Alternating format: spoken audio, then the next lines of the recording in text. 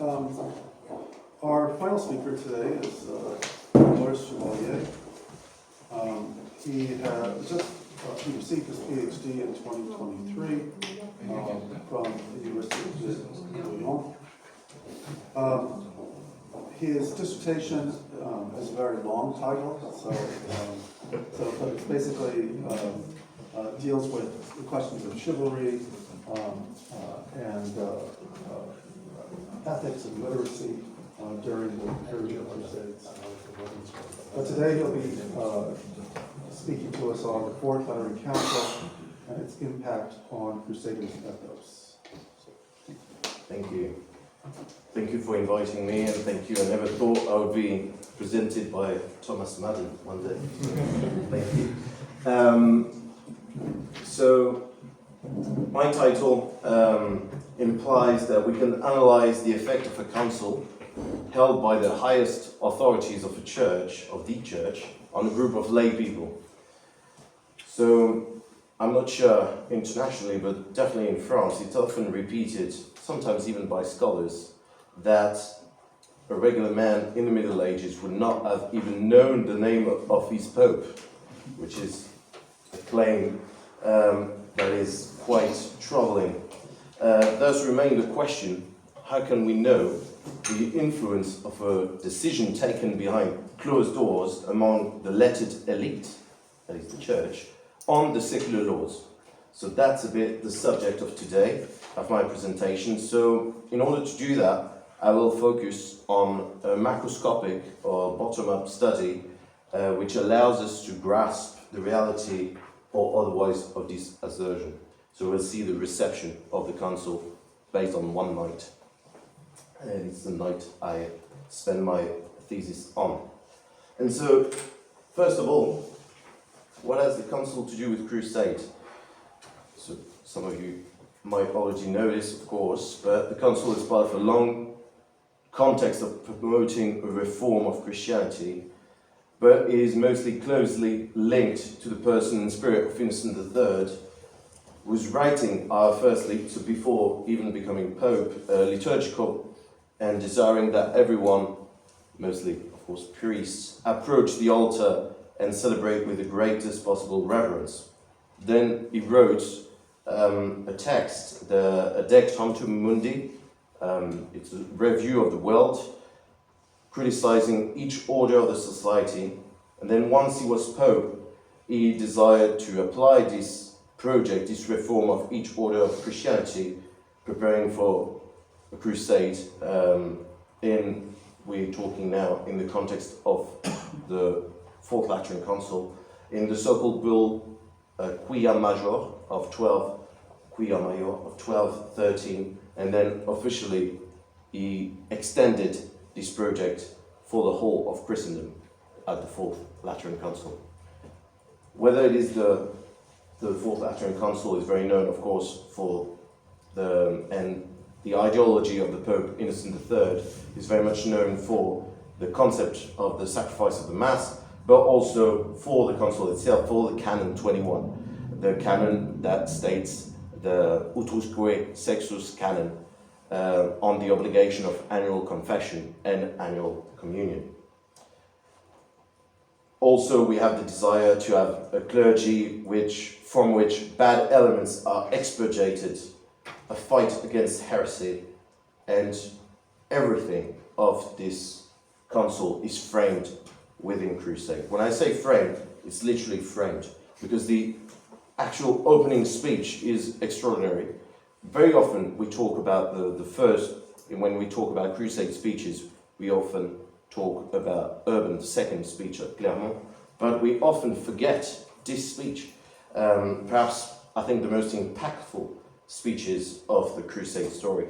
The speech plays on the repetition, I want to share this Pâques with you, I want to share this Easter with you, which the Pâques then he extends within the speech. It's, yes, liturgical, taking the Holy Eucharist, but also this passage and this movement, crusading movement, and at the end of the speech he declares that he wants actually to go on a crusade, so he would be the first Pope since St. Peter to actually go back to Holy Land, which never happened. And so that's the opening speech.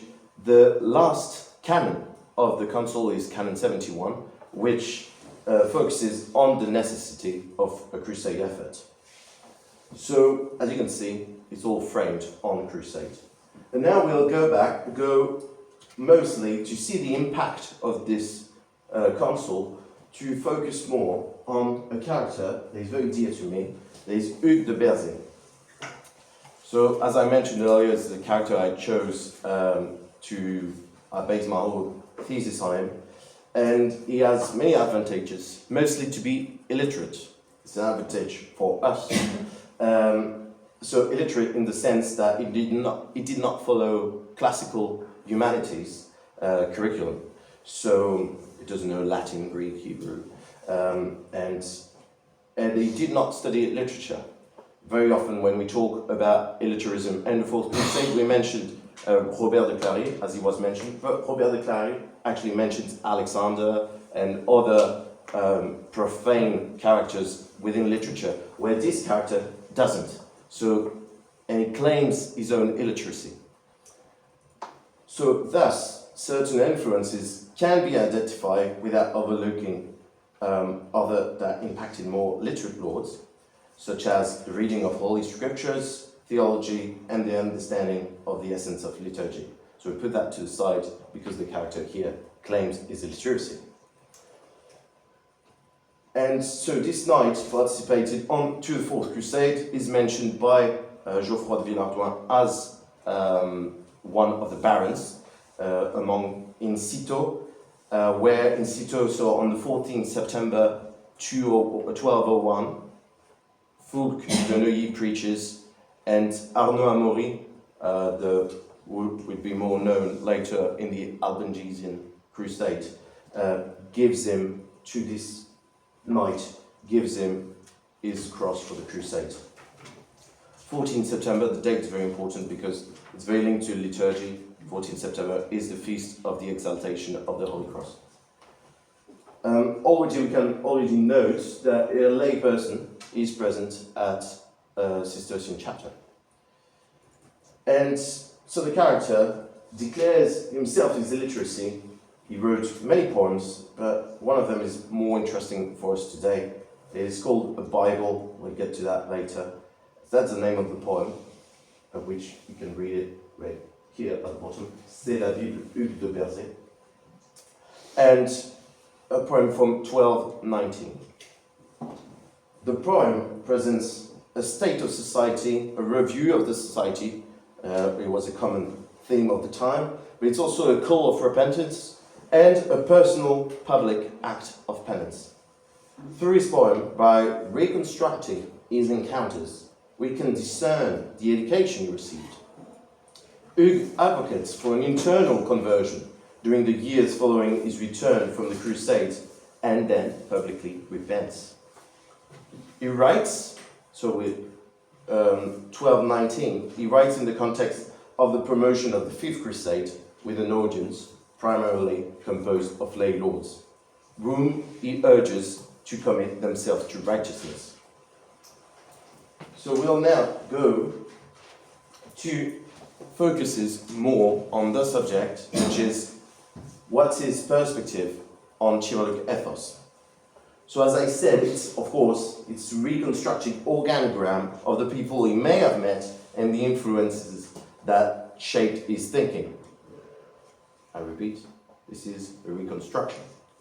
Without delving into the debates regarding the Pope and the education he received, it turns out John Baldwin's studies on Peter the Chanter led him to suggest that Innocent III was his pupil. So at the time of Peter the Chanter in Paris, Innocent III was standing in the same chairs right next to Fulk de Neuilly, who is definitely, for sure, a student of Peter the Chanter. So there is a common influence. Of course, there are many other influences behind the character Hugues de Berzé. So Fulk de Neuilly, to close on that, Fulk de Neuilly at Citeaux in 1201 actually preached to the Burgundian Crusaders and then met Hugues de Berzé. It's from that preaching that Hugues de Berzé took his cross. So we are very close from, we usually say, if you know 5 people, you know the whole world. You know that thing? Well, here, it's very close. Just from one person, Hugues de Berzé actually is quite close to the Pope. Of course, Hugues de Berzé is located right next to Cluny.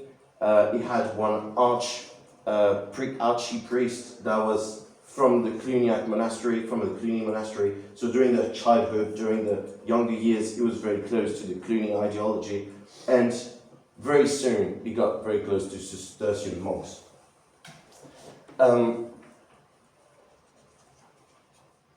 So, as I mentioned, the Cistercian monks, it's mostly during the Fourth Crusade, because they made up the majority of his entourage at the time. And in order to see if the Fourth Lateran Council has actually influenced his thought, we need to see if the character, even though he's slightly atypical, is he canonically correct?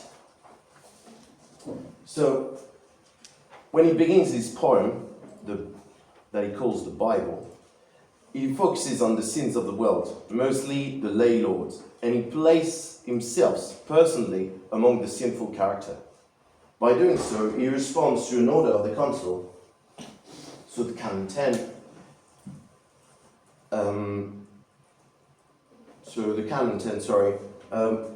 We therefore decree by a general constitution that bishops appoint capable men, powerful in works and words, to properly fulfill the ministry of holy preaching. These men must visit the population entrusted to them in their place when they cannot do so themselves, and edify them by their word and example. So, here, as I said, Hugues de Berzé places himself, so he follows exactly that canon.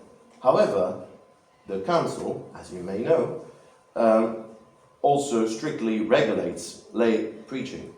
So here, Hugues de Berzé says he preaches for doing good, and there lies his whole authority. By the fact that he does good to him is more than the fact that he's a lay person. So of course, he said that, of course I'm going to be mocked, because I'm nor a cleric, nor lettered, but I base everything on my Fourth Crusade experience. And of course, the experience of the world and its traps. He refers himself in the third person and acknowledges having loved the world and expresses that it is worthless. Here is an example of his, I'll call it Fuga Mundi, but it's a Fuga Mundi not in the sense that in one night needs to go one member of the lay lords need to escape the world by going to a monastery or to hide in the cloister. One good lord has to stay within its order. So that's why he defends chivalric ethos. All the sins of the audience, he committed them, whether it be drunkenness, drunkenness is condemned in Canon 15 of the Council, the pleasures of the banquets, he's done that, condemned in Canon 17, women, he's done that as well. And actually we were talking about, Thomas is one of the rare examples of a Latin source claiming that their rapes existed. It's not the only one, but it's one of them. Rapes existed at the sack of Constantinople. And greed as well. Greed to him is the worst of the worst that one knight can do. Mostly the greed, not so much of the rerouting of the Fourth Crusade, but the greed of taking money from the treasure that the Crusader took. Because for him, that's why chivalric ethic is so important to him, and he defends that as a means of salvation of the lay lords. Because if you remain in your order, if you're a proper knight, if you're a proper lord, well, your purpose is to defend the way God intended you to be, is to be a protector and a defender of justice. So if you yourself turn into a thief, the one you were supposed to protect the population, well, the world is all twisted. So this is so important. Greed to him is the core of sin. because it twists the world around. I'll get to that in a second. So Hugues de Berzé criticized bitterly the lords of his time, for their cowardice and their vain flight before God. What is so important for the Lateran Council is that the biggest aim, the biggest purpose of his preaching is that he's an apologist for confession. His Bible, so it's a poem, corresponds perfectly to the order of Canon 21 of the Council, which states, I quote, "This salutary ordinance shall be frequently proclaimed in churches, so that no one may claim ignorance as an excuse." End of quote. So the place of lay lord in the preaching of confession grew from the second half of the 12th century. Of course, I can't speak about this, but I've got to mention it, that literature paved the way for the repentant. And the crusade gives them the opportunity to fulfill the path of conversion. However, some, like Hugues de Berzé, some knights, some crusaders, survived. Therefore, old age is bringing its shares of question. Hugues no longer wishes to tremble and doubt, but to have the straightness of truth. His model can serve others. The 12th century constitutes a pivotal moment in the evolution of penance. Before this time, recourse to confession was still exceptional. The Church insisted much more on reparative mortification than on contrition itself. The concept of sin was still formal, as more attention was paid to the materiality of the sin than to the circumstance. It was one of the major merits of thinkers like Abelard or the Victorines that have emphasized internal responsibility and freedom in consenting to wrongdoing. So here the habit of frequenting the practice of confession is important because the relationship between the penitent and the sacrament changes. In addition to internal responsibility and freedom in consenting to sin, preparation for the sacrament also changes. Contrition used to be expressed through cheerful repentance. Now, joy leads the fight. At a time where lay people wept in prayer and ended up their pilgrimage with faces bathed in tears, Hugues, so the character, rejects the mournful spirit. He fulfilled his fuga mundi through the Crusades and not through the cloister. As here, I wanted to give you an expression that is key to understand his purpose. It's a beautiful expression, it's a polysemic expression, which is s'astorner au bien. So if I place it, it's in the quote is car guère pire le siècle ne vaut rien, son ne s'astorne à faire bien. So running after the world is worth nothing if we don't astorn to do good. If we don't commit oneself to righteousness, if I literally translate. But, as I said, it's polysemic expression. First of all, s'astorner au bien is doing good, because the world is bestorné, it's twisted on itself and torn, in English you can actually hear it, it's torn on itself. So we need to do not 180 degrees, but 360 degrees by doing good. The full-on conversion is a real movement of turning yourself around in order to do good. So that's the first. It's pronominal verb, so that means to do it on oneself. Also, it's submitting to good, in the sense that you need to turn your own vices in order to twist them into virtues. And if we can sort of, with difficulty, give a definition to chivalric ethic and the chivalric turn, it's the harmonization of the secular values and the Christian virtues that happened mostly in the 13th century. So here, submitting to good is that turning, twisting that inner vices you would have. Of course, it's being seen as good. To s'astorner also comes from the sense to wear the atours. The atours are the clothes. So you need to change your own clothes to be seen as somebody who actually wears new clothes, sorry. So it's to be publicly presented to the world as a good person, and also defend good. In English it works really well as an attorney, to be an attorney of good. So there's that justice defense system. So that's why he is so adapted to a lord that himself has been placed in his order to be a man of justice. So this expression, you have it quite a lot in vernacular French preaching, but I wanted to share it with you because I like it. That's good enough. And I wanted to finish on a hypothesis. The subject is less certain and difficult to prove. However, it is true that many lay preachers began to highlight an evolution of chivalric ethic. I mentioned earlier the Chivalric Turn of David Crouch, a recent book, of which, of course, this turn was mostly marked by the Crusades. And confession, whose marks can be publicly witnessed, whose presence can be attested by sources, allows us to sometimes grasp the frequency of the practice. The Council is very clear about the close link between the sacrament of penance and communion. Both are linked.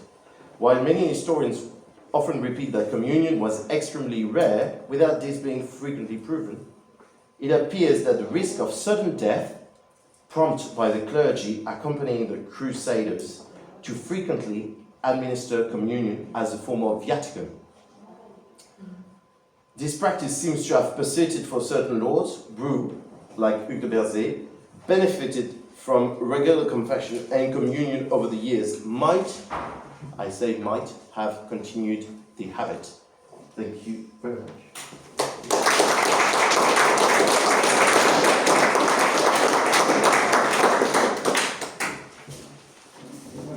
Very much. So we have time for questions. If you could come up.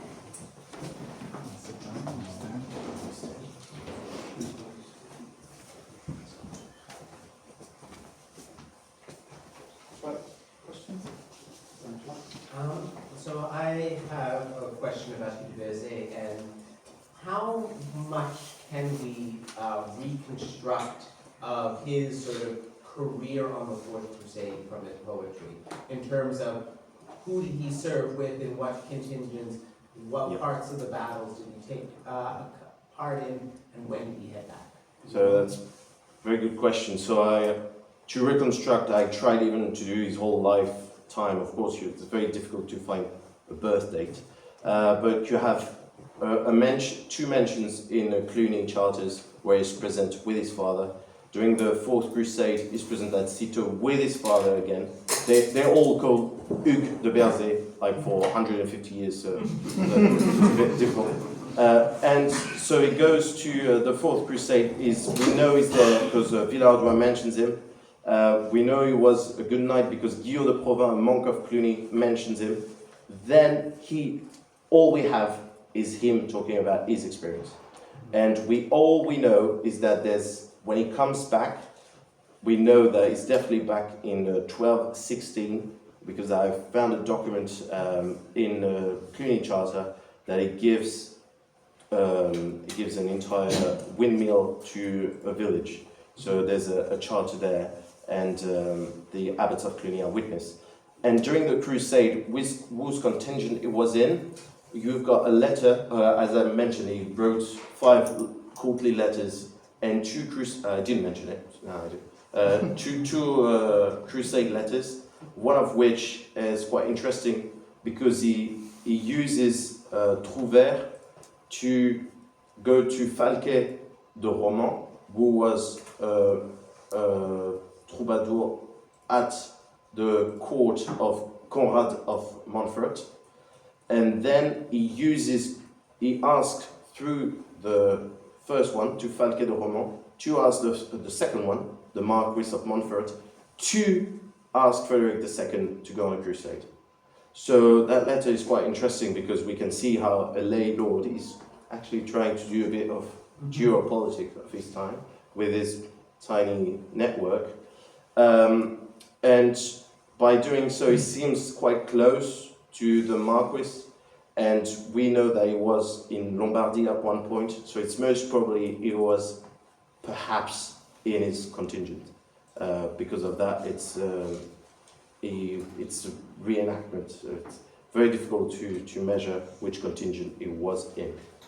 But during the Crusade, he saw a fourth emperor dying, and of course he was in jail with the Baldwin I of Constantinople. So we know he was at Adrianople, he was captured. Yes, he was captured, and he actually mentions the jail time that he had with the emperor, and he sees the emperor dying and not being, and birds eat the crows eating his eyes. So it's quite gruesome details, but it's also one of the rare details we have of the death of Baldwin, because there are a lot of legends. A lot of legends. So, and when it he's came, freed by Henry and probably goes home in the... perhaps, so he's in jail there. We don't know how he got out of this. But all we know is that we've got Burgundian Crusaders coming back at 1208, 1209. So he probably came back around that time. All we know is that he was really disappointed with the heirs, so with his own heirs that were feasting in banquets and while he was suffering over there.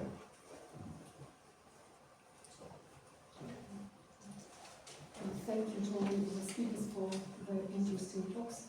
And I have a question to the first speaker, but it is a more general one. As your authors are trying to justify the crusade, perhaps are there any echoes of the theory of the just war with its three principles, auctoritas, principis, causa justa, and recta intensio? Perhaps they even quote some of these principles literally because they're trying to justify the war. Yeah, so I believe that the just war is a part of this, but in looking at how like singular knights are justifying their own actions, that's where this idea of chivalry arises in my paper. So, but I believe, if I don't remember properly if the sources are actually saying these just war theories, but yeah, so. There's an old article on exactly that topic, the Fourth Crusade and just war theory, but name escapes me.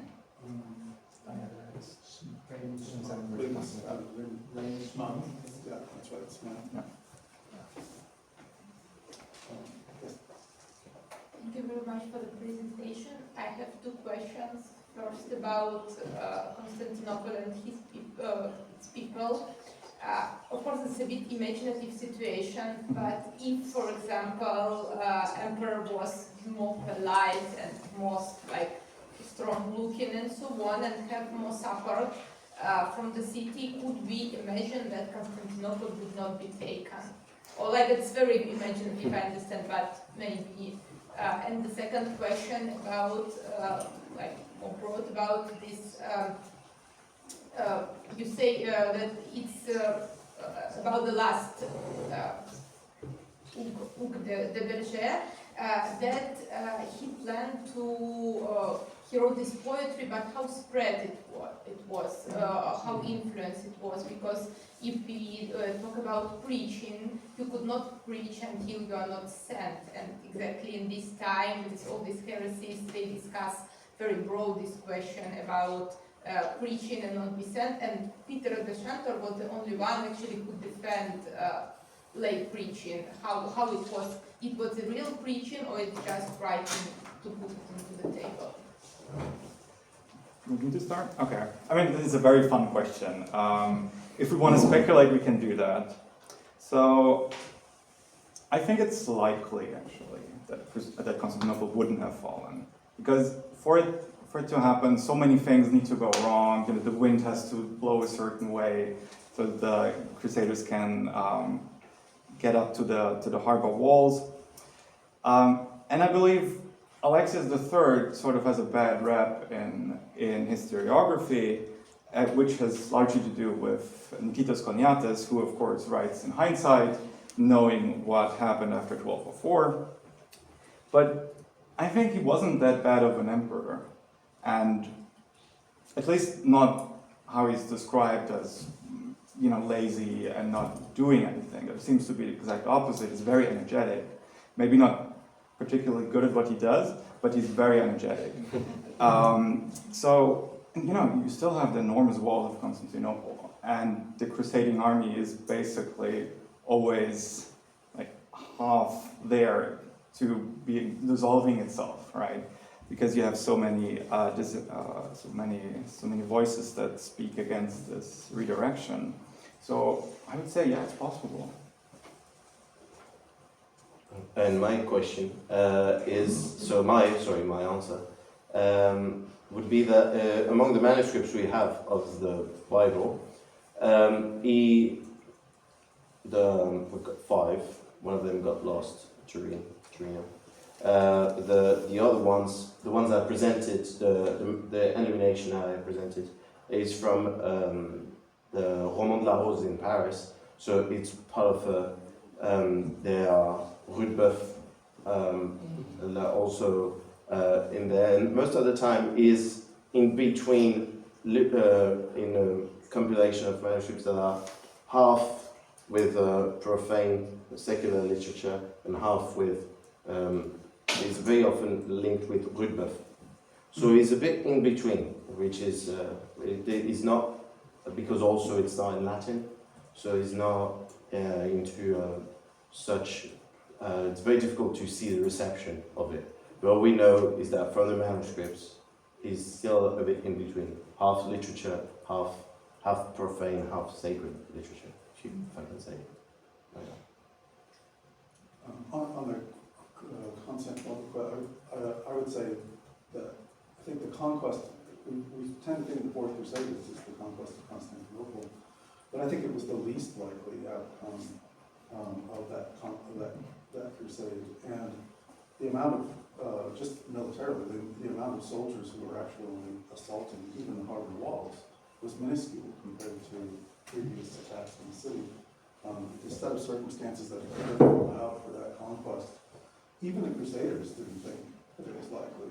If you read the Pact of March, which they drew up before the attack, most of it is about what happens if we get a little something and what we do with it. Now they did have a section, because the Venetians make contracts and they put everything in. They did have a section about what happens if we actually take the city, but most of it is not about that. So even they thought that it was, and of course their first attempt failed pretty badly, and the second attempt was on the verge of failing. So it was a very tough. John? This is almost coming to the same thing, taking your paper and moving it ahead, that you have essentially the same mistake being made twice by 2 Emperor Alexiuses in subsequent attacks on the city, where you have an emperor, and Alexius V is, so the Crusaders just break into the city. It's a very small contingent of Peter of Amiens, and at the top of the hill, with a much bigger army, is sitting Alexius V, and he chooses to make the same mistake as Alexius IV, and not go down into battle. So you have, is this,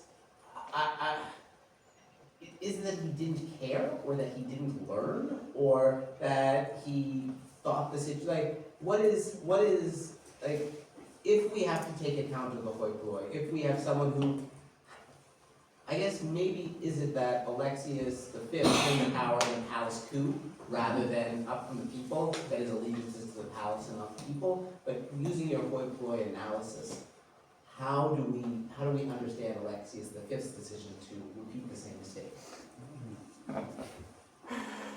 That's a good question. I would have to think about it. Sometimes people don't learn. For a better analysis, I would have to think about it a little more. Well, I would say, Alexius V does he actually does charge Peter's on the he just loses nerve on the way there. He's expecting them, because it's such a small contingent, he's expecting them to run away, and they don't, and so he retreats. A lot of that has to do with the incredibly poor quality of the Greek forces. Nikos, you know? Yeah, a little bit to continue this and ask something more. To an extent, perhaps we could also say they know better than us what they can expect, and depend on it. Two of them, in very quick succession, decide to not take the route of all down, a complete soul down to the end. So it makes sense in a way. They're facing say, professional, if you want, army with a force which is not, whose loyalty is a bit, and mostly their morale is not guaranteed. That's a good point. I think also we have to imagine Constantinople at that point in time. Like 2/3 of the city have burned down. You have this almost apocalyptic atmosphere, how I imagine it. So yeah, perhaps they know better than us and need what they can hope for. So therefore, perhaps that explains a little bit the not learning from our very elevated. No, that was a stupid comment. I wanted to comment. I mean, obviously, it's very helpful. It's very useful to bring back the popular element into this whole decision making. Of course, those of us who deal also a bit more with the Byzantine side, it's not something that's completely lost track of. It is well known in Byzantine history, in various states, that particularly the people, the mob, whatever you want to use as a term, of Constantinople is a factor in the internal political scene. What I would try to perhaps avoid a little bit is the sharp distinction, John did that a little bit, between the palace crew and what's happening on the streets. Because those two are very, very closely connected. When Alexius III runs away, we can kind of assume and understand from the writings and everything that he probably senses that there might be trouble brewing in the palace as well. After all, he has been a usurper, he has, gotten rid of his brother by blinding him, so he knows the fate might be the same. He probably feels that this is the problem. And the two elements in Byzantine political scene are, they really connect with each other, like what's happening on the street and what's happening in the palace. I couldn't agree more. I just tried to make models. No, you're totally right. You're exactly right. And I think what you would be saying afterwards, if you continue, it might be even more clear. Okay, let me rephrase. What happened to Alexius III? Obviously, Nikitas Choniatis, as you said, presents it a little bit like the mob does this or that. I wonder, to an extent, whether Choniatis assigns the blame to someone outside, at this point, someone outside what's happening in the palace. Although that's a problematic, perhaps, assumption, because later on he has no problem in piling, score on everyone involved. It's clearer to me that the popular element becomes more important when everything falls apart with the second, before the second conquest. When we have the fall of Alexius IV, we have the kind of story of the popular emperor Nicholas Kanafos being crowned in Hagia Sophia, where other things are happening in the palace. There it seems that the whole system is kind of crumbling. And there the popular factor might be kind of creating a different person as an emperor, who obviously doesn't get very far. For Alexius III, I would assume, and also the quick transition. I mean, there are people in the palace who say, out with Alexius III, bring out from the prison Isaac II, welcome Alexius IV, and we can continue business as usual. So it's not as messy, perhaps, as the popular uprising. Anyway. I feel like why they're doing it so quickly is sort of to avoid the mob choosing the candidate for the throne. Because it seems like, at least part, and I feel like Nikitas Choniatis is part of this group, and that's why he's a little shady about it, that he wants to negotiate with the Franks in some shape or form. And it seems like the people of Constantinople are very much in confrontation. And if you don't want a confrontational candidate on the throne, you're part of this elite group, where Nikitas Choniatis might have been a part of. You act fast, and you create a reality that everyone else has to deal with afterwards. And what's the first part? After Alexius IV is on the throne, I think also the dynamics change a little bit, because you don't have two emperors where the people can choose between. So, and I also believe there's this idea of the the emperor being the custodian of the common good sort of comes in.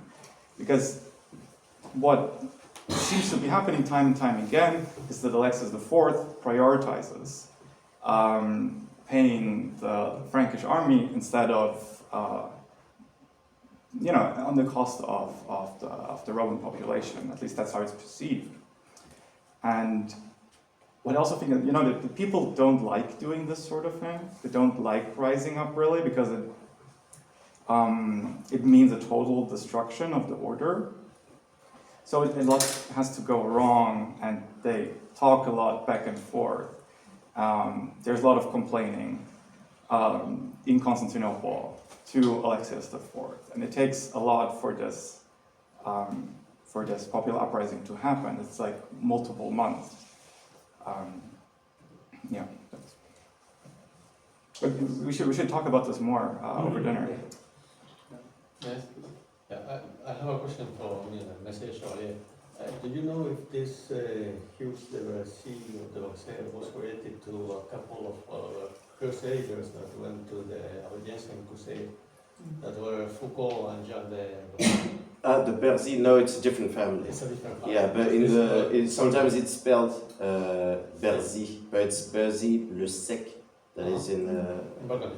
Yeah, no, Berzy le Sec is the Berzy from the Albigensian Crusade, Yeah, which is... Paris, something like that. Yes, Yeah. and Berzy is a Burgundy Cluny defense. Two different. If I may, I've got also a couple of questions about Hugh. It's really an interesting case. I did appreciate it. Just a little bit more about his biography. You mentioned some facts that he was to some extent affiliated to the ecclesiastical circles, but he was a layman as far as I understood. But he has got an education, and you mentioned he was in the chapter. So how exactly was he affiliated to ecclesiastical service? And the title of the work, La Bible, do you have an idea why was this the case, and was this the original title or probably an attribution in the manuscripts? Well, no, I think it's the original title, because right in the same time, right next to him, we've got Guillaume de Provins, who is a monk of Cluny, that mostly probably late Third Crusade, post Third Crusade, wrote is a very funny work where he criticized. He's a monk of Cluny, and he calls it the Bible as well. He criticized the whole society and the Cluny Abbey in which he stays in. He criticized the food there, which is the only two documents we have that are called a Bible that are a bit from the same time period are those. Why is it called the Bible? Nobody really knows. Perhaps because it brushes the society. It's a theory that I didn't explore. It explores the whole society, but it doesn't go from the beginning of the creation to now. So it's a very peculiar document. And it's small. It's 1,000 verses. It's small. In case of Hughes. Yes, and Guillaume de Provins is 2,000 verses, something like that. 1,000 verses, and it's about the whole society, so it's very Very, very sharp. Very sharp. And your first question? How was he affiliated to ecclesiasticals? Yes, well, he was close to. That's all geographically, and sometimes we know he was involved, even as a child or as a young adult, with his father, involved into the charters of Cluny monks as a witness. And so he was there, and that's all we can reconstruct. All we know is that in 1188, so perhaps during his childhood, perhaps when he was already, I don't know his birth date, but there's dedicated a priest, archpriest, that is from the Cluny Abbey, dedicated to the chaplaincy of Berzy. But all we know is that the Cluny Abbey stopped the school. There were no more schools because they wanted to dedicate themselves to other works. So there was no school in Cluny. So he was not in school in Cluny, and we know he's illiterate. So he was close to, he had a chaplain. That's all we know. He had a chaplain in his childhood. We don't know how often he would come. We don't know if he lived in the castle. He's not called a chaplain, he's the archpriest. It's only 6 kilometers away. So it was close to Cluny, but very much linked to the Crusade. It's fully Cistercian, and you can really see the Bernardian influence in the spirit of the time and slightly in this preaching. Thanks. Question for Dominic. Thank you for your paper. As the former student of Richard Kuiper, as were Peter Spazzato and Sam Clausen. It was very gratifying. Nice to hear them invoked. I think it's fascinating. I think that's very intriguing. My question is, okay, how would you develop this? You have this moment in time. You've identified, I think, as a very intriguing possible shift. How would you go on researching that shift? Like, what kind of sources would you look at? What would you be looking for? Subsequent examples? Like, sort of ask you to look ahead a bit. It's a very intriguing idea as a moment in time where you see, as your argument goes, this the papacy essentially saying, okay, these chivalric arguments are here to stay. Okay, then what? So where I go forward is I continue to look at more chronicles about other crusades, but also look at the literature as well, because I believe the literature is more telling of kind of maybe how lay knights felt. It's a little bit of a stretch, but I believe looking at chronicles in comparison with literature can help kind of develop this understanding of how chivalry was used during Crusade, not just for the fourth, but going forward, even in the Albigensian. I did reference Simon of Montfort. So that's the next hurdle I want to try to climb, is looking at Historia Albigensis and seeing how Simon of Montfort's understanding of chivalry kind of shifts from the Fourth Crusade going into the Albigensian Crusade, which he goes on to lead. So that's how I'll try and attack that. So. Cool. If you're looking for someone who is writing on a common knight on the Fourth Crusade and their views on chivalry, there's someone else in the panel you might want to talk to about that. Yes. I think he might have an idea of how a common knight understands chivalry exactly. He was looking at, so. That is the plan.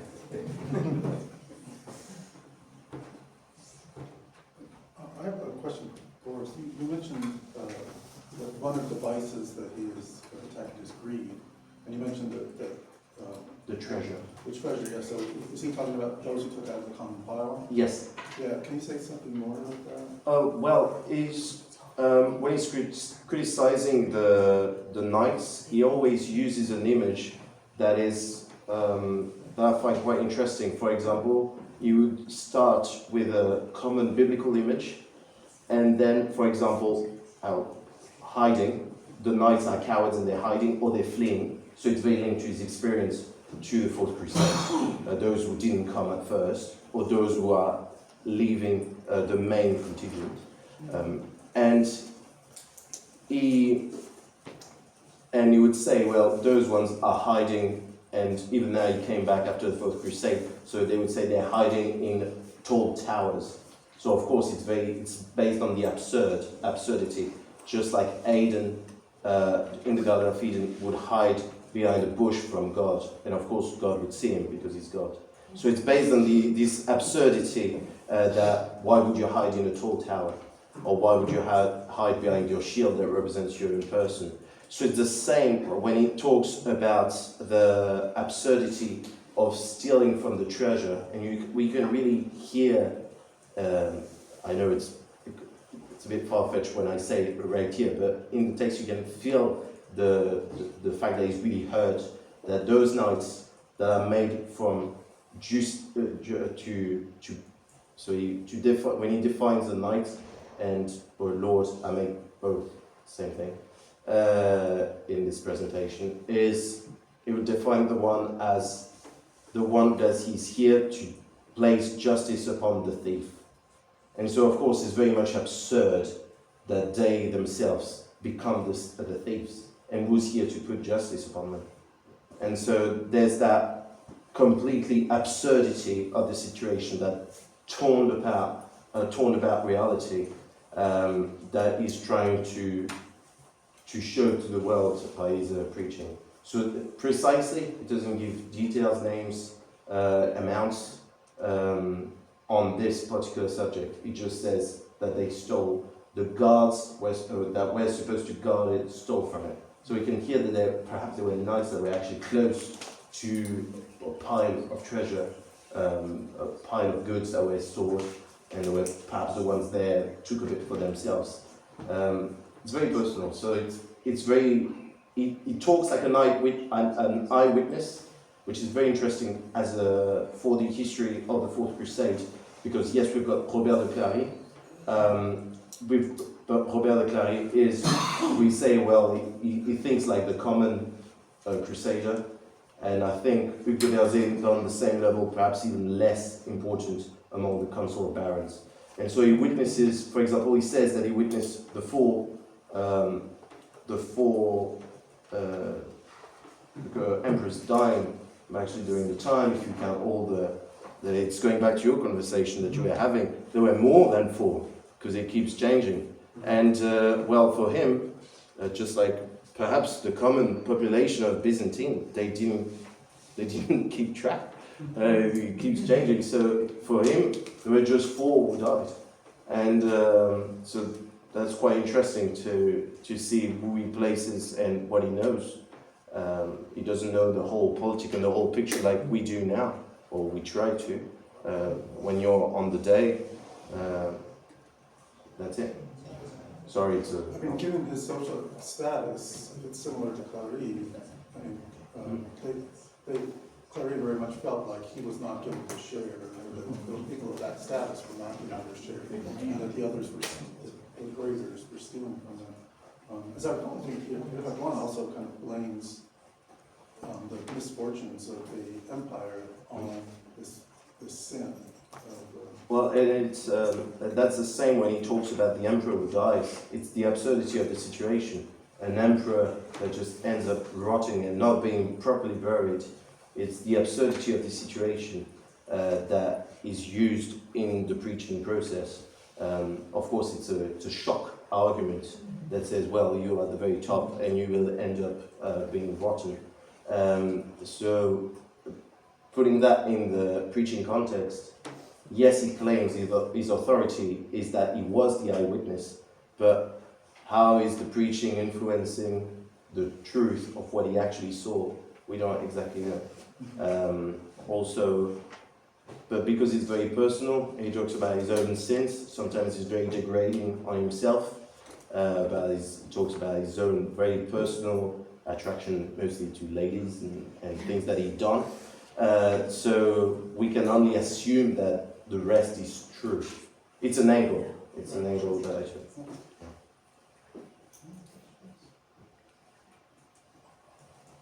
Just a question, going back to this Verzé. Would you say that all in all he has been truly deceived by how the crusade went? I mean, do you think that this very obviously, as you tell us, very lamentable experience of crusading might be the origin of why he wrote his poem after all? I mean, as far as you can know, of course. Well, he says it. No, he says it. He says it. He So says that. it's not his religious influence. No. It's really the crusade who. Yeah, well, he says he based everything on he based his sorry, he based. We've got the same French problem. I can understand. Well, that's it. It's because I'm speaking to a French and English. That's why it's a struggle. Anyway, so he bases his whole authority on his experience. So he will say, well, I was affected when he speaks about all the cowardice of the knights and the one that don't show up. Well, it's the one that didn't show up. And so he writes in the context of the Fifth Crusade. So of course he writes that you lords that I'm talking to, show up if you want to be good lords. So that's a bit the spirit to say, well, that happened. And to him, the Fourth Crusade is not a failure. It's his own. The failure is his own. It's not the crusade.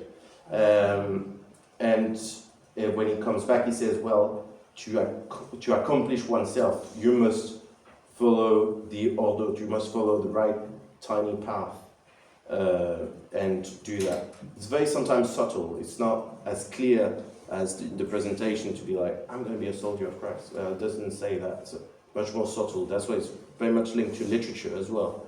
And that's why I finished on the Grail imagery, because I think that influenced quite a bit the whole subject. So that's quite fascinating. I don't think we have so many other sources of Crusaders having such a psychological, internal telling of their own experience. I mean, they always, the chronicles, they're much more telling of what happened in the crusade in general, not how they felt it for themselves. It's quite unique, and well, we talked to the specialist of preaching. So far that we know of, is the only lay preacher that claims his illiteracy. So far, so perhaps there are others, but the sources are. Yeah, but claiming his illiteracy when you're not obviously illiterate because you're able to write a poem isn't some kind of very typical thing that even clerical writers do. I mean, licet indignus, I can do this. This is quite very, very common. Yeah, but he says, I'm not nor a cleric nor lettered, and I'm going to be mocked for it. That's the actual quote. It's a humbling person. So we're out of time, but we want to have lunch. So it's very heartening to see new perspectives and new sources on the 4th Crusade. So let's thank you.